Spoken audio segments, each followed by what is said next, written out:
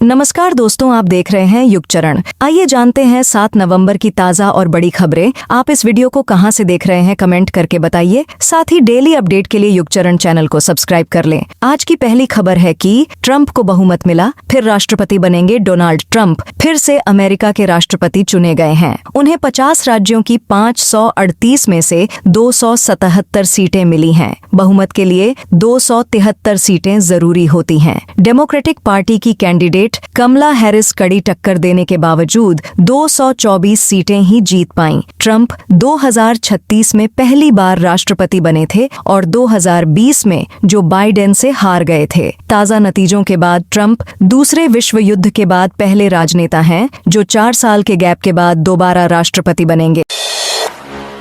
Thailand ने अनिश्चितकाल के लिए बढ़ाई वीजा फ्री एंट्री। थाईलैंड ने भारतीय नागरिकों के लिए अपनी वीजा फ्री एंट्री पॉलिसी के अनिश्चितकालीन विस्तार की घोषणा की है। ये योजना 11 नवंबर 2024 को खत्म होने वाली थी। इस पॉलिसी के तहत इंडियन विजिटर्स थाईलैंड में 30 दिनों तक वीजा फ्री रह सकते हैं।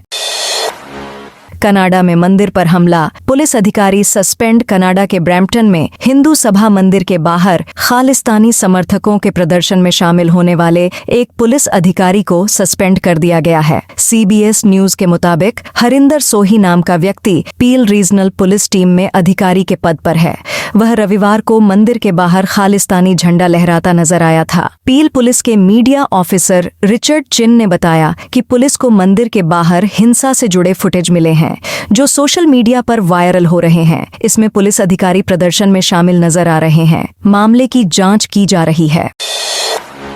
हायर एजुकेशन के लोन पर 75% क्रेडिट गारंटी मिलेगी। नई दिल्ली में बुधवार को हुई मोदी कैबिनेट की बैठक में PM विद्यालक्ष्मी योजना को मंजूरी दे दी गई। इसमें हायर एजुकेशन के लिए 7,50,000 रुपए तक के लोन पर भारत सरकार 75% क्रेडिट गारंटी देगी।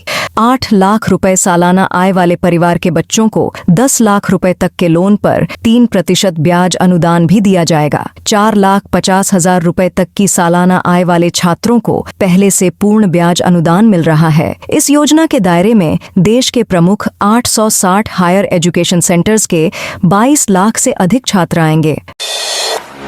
विधानसभा में आर्टिकल 370 पर हंगामा। जम्मू कश्मीर विधानसभा में सोमवार को आर्टिकल 370 का मुद्दा उठने के बाद सियासत तेज हो गई है। विधानसभा के पहले सत्र में अनुच्छेद 370 को निरस्त किए जाने के विरोध में प्रस्ताव पेश करने पर पश्चिमी पाकिस्तान से आए रिफ्यूजियों ने प्रतिक्रिया दी। कठुआ में रहने वाले रिफ्यूजी देसराज ने बताया कि वह कई सालों से यहाँ रह रहे हैं और आर्टिकल 370 की वजह से उनके पास कोई अधिकार नहीं थे। न सरकारी नौकरी कर सकते थे और न कोई जमीन अपना नाम करा सकते थे। लेकिन साल 2019 में आर्टिकल 370 और 35A को निरस्त कर दिया गया। इसके बाद हमें कई अधिकार मिले हैं। हाल ही में संपन्न हुए विधानसभा चुनाव में पहली बार मतदान किया। अब हमारे बच्चे किसी भी नौकरी के अप्लाई कर सकते हैं। राहुल ने मीटिंग में मिलाया डायल 181 पर फोन। कांग्रेस सांसद राहुल गांधी 3 घंटे रायबरेली में रहने के बाद दिल्ली रवाना हो गए। राहुल ने कलेक्ट्रेट में जिले के सभी विधायकों और अफसरों के साथ मीटिंग की। दिशा की बैठक में राहुल के सामने रायबरेली में महिला संरक्षण और सुरक्षा योजनाओं की पोल खुल गई। DM हर्षिता माथुर महिला सुरक्षा से जुड़ी हेल्पलाइन 1181 का बखान कर रही थीं। राहुल ने अपने मोबाइल से 181 पर डायल कर दिया, लेकिन कॉल रिसीव नहीं हुई। राहुल बोले, मेरा ही फोन नहीं उठा तो कैसी सुरक्षा है आपकी।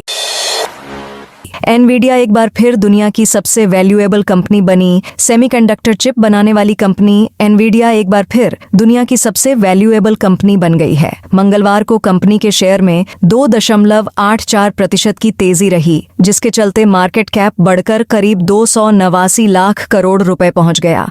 कंपनी ने यह मुकाम आईफोन बनाने वाली कंपनी एप्पल को पीछे छोड़कर हासिल किया है। एप्पल का मार्केट कैप करीब 285 लाख करोड़ रुपए है। वहीं माइक्रोसॉफ्ट का मार्केट कैप करीब 250 लाख करोड़ रुपए है। नागपुर में राहुल गांधी बोले, जाति जनगणना जरूर होगी। राहुल गांधी ने कहा, देश में जाति जनगणना होगी और इससे दलितों, ओबीसी और आदिवासियों के साथ हो रहे अन्याय का पता चलेगा। जाति जनगणना से सब कुछ स्पष्ट हो जाएगा। सभी को पता चल जाएगा कि उनके पास कितनी शक्ति है और हमारी भूमिका क्या है। जाति जनगणना विकास का प्रतिमान है। उन्होंने कहा कि हम 50% की दीवार भी तोड़ देंगे। राहुल बुधवार को नागपुर में संविधान सम्मान सम्मेलन को संबोधित कर रहे थे। उन्होंने कहा, हमें देश को बताना होगा कि हम देश में हाशिए पर पड़े 90% लोगों के लिए न्याय सुनिश्चित करने के लिए लड़ रहे हैं। हरदोई हादसे में 11 की मौत, सड़क पर बिखरी लाशें। हरदोई में डीसीएम ट्रक ने ऑटो को रौंद दिया। हादसे में 11 लोगों की मौत हो गई, 4 गंभीर हैं। मरने वालों में मां, बेटा और बेटी भी शामिल हैं। टक्कर इतनी तेज थी कि ऑटो उछलकर दूर जा गिरा। पूरी छत उड़ गई। अंदर बैठी सवारियां बाहर आ गिरीं। सड़क पर लाशें बिखर गईं। हादसा बुधवार दोपहर बिलग्राम थाना के रोशनपुर गांव के पास हुआ। थर्ड जनरेशन होंडा अमेज 4 दिसंबर को लॉन्च होगी। होंडा कार्स इंडिया ने आज अपनी प्रीमियम सेडान अमेज के थर्ड जनरेशन मॉडल की लॉन्चिंग डेट अनाउंस कर दी है। इसे भारत में 4 दिसंबर को लॉन्च किया जाएगा। होंडा ने हाल ही में इसका टीजर जारी किया था। सोशल मीडिया एक्स पर शेयर की गई इमेज में सब कॉम्पैक्ट सेडान के फ्रंट का खुलासा किया गया था। कार नए फ्रंट लुक और एडवांस सेफ्टी फीचर्स के साथ आएगी। न्यू जनरेशन की होंडा अमेज की कीमत 7,50,000 रुपए एक्स शोरूम से शुरू होने की उम्मीद है। इसका मुकाबला 11 नवंबर को लॉन्च होने वाली न्यू जनरेशन की मारुति डिजायर से होगा। इसके अलावा टाटा टिगोर और हुंडई ऑनरा को भी टक्कर देगी। सचिन पायलट बोले, हो रही जोड़ तोड़ की राजनीति आगामी महाराष्ट्र विधानसभा चुनावों में महाविकास अघाड़ी की जीत पर विश्वास जताते हुए कांग्रेस नेता सचिन पायलट ने मंगलवार को कहा कि राज्य में माहौल उनके गठबंधन के पक्ष में है। महाराष्ट्र में माहौल हमारे पक्ष में है। महाराष्ट्र की जनता समझ गई है कि जोड़ तोड़ की राजनीति होती है। महाराष्ट्र की जनता भाजपा और उसके सहयोगियों द्वारा की गई लूट और भ्रष्टाचार का जवाब देगी। झारखंड में भी भाजपा बैकफुट पर है। झारखंड के सीएम को जबरन जेल में डाल दिया गया। जनता जानती है कि केंद्र सरकार सत्ता में बने रहने के लिए सरकारी एजेंसियों का दुरुपयोग करती है। प्रियंका गांधी ने पीएम मोदी पर कसा तंज। कांग्रेस नेता प्रियंका गांधी ने बुधवार को एक बार फिर पीएम मोदी पर निशाना साधा। उन्होंने आरोप लगाया कि बीजेपी और उसके नेता नरेंद्र मोदी समानता, न्याय और धर्मनिरपेक्षता के संवैधानिक मूल्यों को नष्ट करने की कोशिश कर रहे हैं। कांग्रेस महासचिव प्रियंका गांधी ने कहा कि बीजेपी के पिछले 10 साल के शासन में देश में विभाजन की राजनीति देखने को मिली है, जहां सत्तारूढ़ दल ने सत्ता में बना रहने के लिए जनता का ध्यान उनकी वास्तविक समस्याओं से हटाने का प्रयास किया। बता दें कि कांग्रेस नेता प्रियंका गांधी ने मलप्पुरम जिले के वंडूर विधानसभा क्षेत्र में नुक्कड़ सभा को संबोधित किया।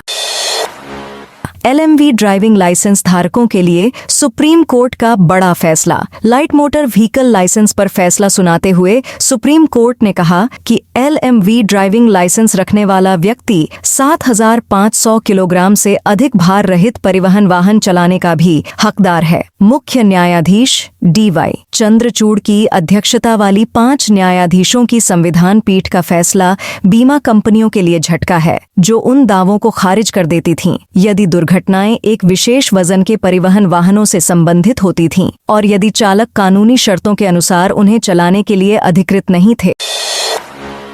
दिल्ली के नजदीक भूकंप के झटके से कांपी धरती। देश की राजधानी दिल्ली के नजदीक आए भूकंप से NCR में कंपन महसूस हुए। राष्ट्रीय भूकंप विज्ञान केंद्र के अनुसार हरियाणा के फरीदाबाद में भूकंप के झटके महसूस किए गए हैं। बुधवार को सुबह सुबह आए झटके दिल्ली NCR तक पहुंचे हैं। हालांकि झटके तेज न होने के चलते इसे साइलेंट झटके कहा जा रहा है। इन झटकों से फिलहाल किसी तरह के नुकसान की कोई खबर नहीं है। तो दोस्तों, ये थी आज की बड़ी खबरें। आपने अभी तक युग चरण को सब्सक्राइब नहीं किया तो कर लें।